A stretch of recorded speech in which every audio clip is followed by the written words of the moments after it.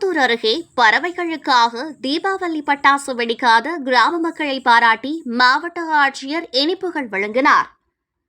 சிவகங்கை மாவட்டம் திருப்பத்தூர் அருகே உள்ளது கொல்லுகுடிப்பட்டி, வேட்டங்குடி கிராமங்கள். இக்கிராமத்தில் பறவைகள் சரணாலயம் கடந்த 40 ஆண்டுகளுக்கும் மேலாக இருந்து வருகிறது. பறவைகளின் பாதுகாப்பிற்காக இக்கிராம மக்கள் கடந்த 40 வருடத்திற்கும் மேலாக தீபாவளி மற்றும் எந்த சூழ்நிலையிலும் பட்டாசுகள் வெடிக்காமல் தவிர்த்தும் வருகின்றனர்.